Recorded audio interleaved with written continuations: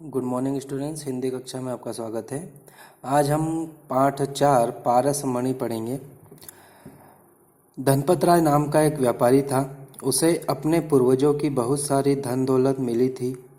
पूर्वजों मतलब इनके जो दादा थे, है ना, पापा दादा, तो उनकी बहुत सी धन दौलत उनको मिली थी, जिसके कारण उसकी गिनती शहर के बड़े सेठों में होती थी। मतलब शहर में जितने भी अमीर लोग थे उनमें धनपत राय की गिनती होती थी।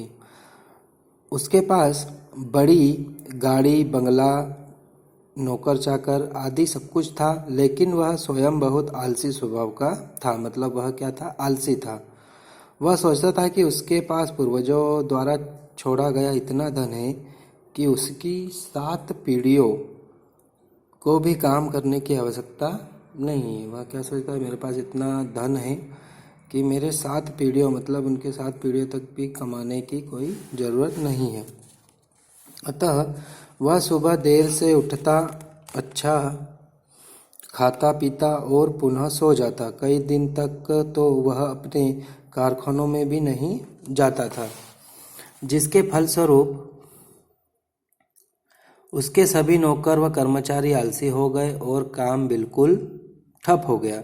किंतु धनपत राय पर कोई प्रभाव नहीं पड़ा। प्रायः देखा जाता है कि बड़ों का असर बच्चों पर भी अवश्य पड़ता है। जैसे प्रायः हम देखते हैं कि जैसे घर में भी बड़े जो कार्य करते हैं उसको देखकर बच्चे भी वही कार्य करते हैं, तो यही इसमें भी है। अतः धनपत राय का बेटा भी उसकी तरह बिना काम किए धन खर्च करना अपना अधिकार समझने लगा। काम करना उसकी शान के विरुद्ध था। परिणाम स्वरूप धनपत राय की पूर्वजों से प्राप्त संपत्ति धीरे धीरे समाप्त होने लगी और कुछ वर्षों के बाद उसके पास केवल घर रह गया। घर की सभी कीमती वस्तुएं भी वह एक एक कर बेच चुका था।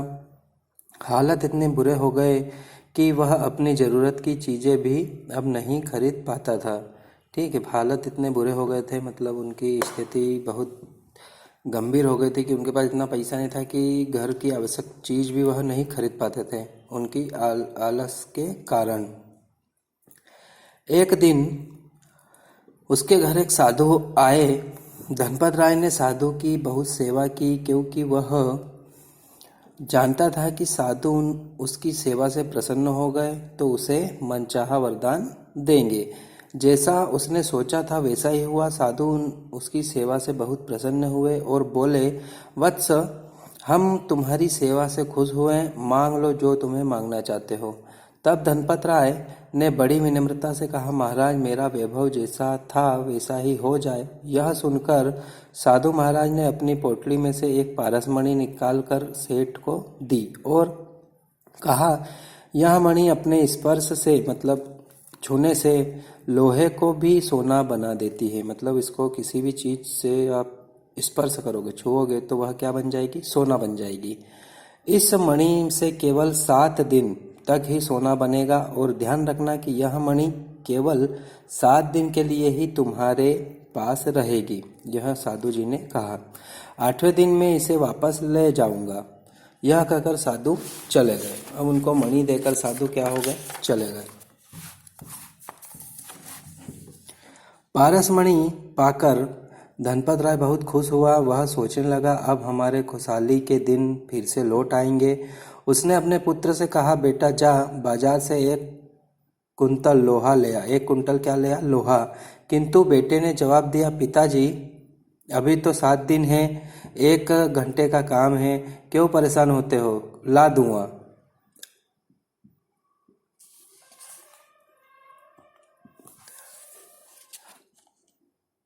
आल ने भी अभी उनका पीछा नहीं छोड़ा और इस प्रकार 5-6 दिन बीत गए।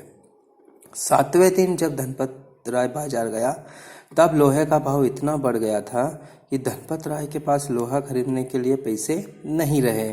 अतः न लोहा आया और न ही सोना बना। 8वें दिन साधु महाराज आ गए और धनपत राय से अपनी पारसमणि वापस लेने लगे।